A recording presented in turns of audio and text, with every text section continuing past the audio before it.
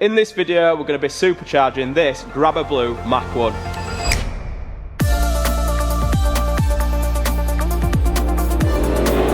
So this car is currently running our Stage 3 NA package, which means that this car's already got some long tube headers on it. So along with them long tube headers, we're going to be installing a Whipple Stage 2 kit and an MMR oil pump and crank gear kit. Once the car's back together and all the parts are installed, I'll be going into the dyno cell where we'll be completing one of our custom tuning sessions and we can see what power this car's making. So let's start ripping the car apart and get this parts installed.